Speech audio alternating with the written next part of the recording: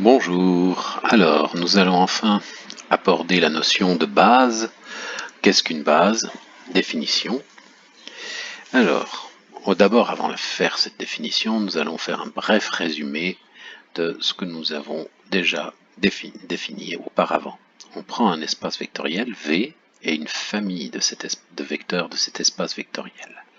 Alors famille, ça veut dire avec ordre, hein, c'est-à-dire à chaque indice j'associe un vecteur et en général l'ensemble des indices a un ordre. On ne peut pas nécessairement mettre tous les vecteurs dans n'importe quel sens.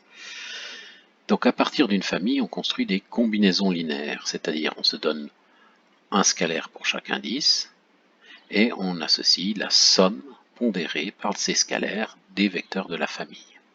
Donc ce qui nous fait une fonction φ qui à l'ensemble des scalaires possibles, l'ensemble des coefficients possibles, des combinaisons linéaires, associe un vecteur.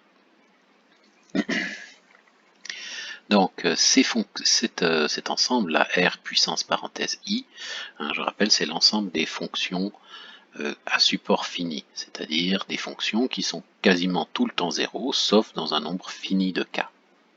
Sans ça, on ne peut pas calculer la somme. Alors la famille, une famille est libre si toute combinaison linéaire nulle, c'est-à-dire dont la somme vaut 0, est en fait une combinaison linéaire triviale, c'est-à-dire dont les coefficients sont tous nuls. Alors pourquoi c'était intéressant? Parce que c'est équivalent à dire que la fonction φ est injective, c'est-à-dire que tout vecteur, s'il s'écrit comme combinaison linéaire, ne s'écrit que d'une seule façon, au plus d'une façon, comme combinaison linéaire de la famille. Dans la pratique, ça nous ramène souvent à résoudre un système homogène, c'est-à-dire nul, hein, c'est-à-dire une combinaison linéaire nulle. Donc tous les termes constants, tous les termes où la variable n'apparaît pas doivent être 0. Donc une combinaison linéaire nulle correspond à un système homogène, et ce système a une solution unique, signifie que la solution c'est 0, 0, 0, puisqu'elle est de toute façon une solution. À une solution unique, ça veut dire que la combinaison linéaire est triviale. Voilà donc ce qu'est une famille libre. Donc dans la pratique, c'est une résolution de système avec une solution unique. Ça veut dire que φ est injective, et donc on a une écriture d'au plus une façon d'un vecteur comme combinaison linéaire de f. Son pendant, c'est les familles génératrices, et une famille est génératrice si tout vecteur est combinaison linéaire de f, c'est-à-dire on peut toujours mettre un vecteur de v sous la forme d'une combinaison linéaire comme celle-ci. Donc c'est équivalent à dire, pourquoi c'est intéressant, parce que φ est surjective, d'accord, tout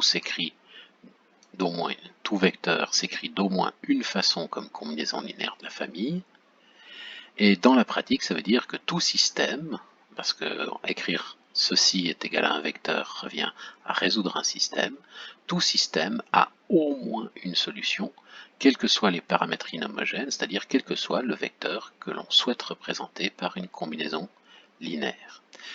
Donc en gros, famille libre, le système a une solution unique, famille génératrice, il y a toujours une solution. Famille libre, φ est injective, famille génératrice, φ est surjective. Alors, les bases. Les bases, c'est très simple. Une base de l'espace vectoriel, c'est une famille qui est à la fois libre et génératrice.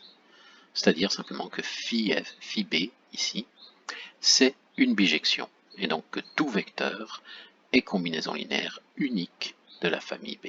Donc il n'y a qu'une seule façon de l'écrire comme combinaison linéaire, mais il y en a au moins une et au plus une, donc exactement une seule façon de l'écrire.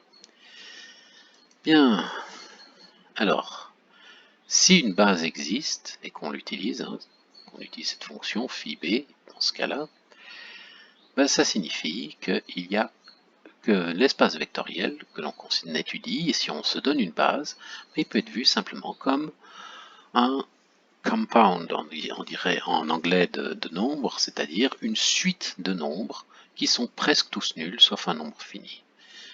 C'est-à-dire que tout espace vectoriel peut être vu comme un agrégat de nombres.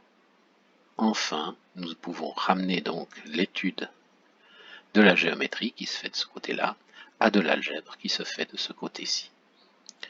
Bien, alors la prochaine fois, nous allons rappeler un petit peu quelques propriétés sur les familles libres et génératrices pour essayer de voir comment on démontre qu'une base existe. Parce que si une base existe, c'est très bien.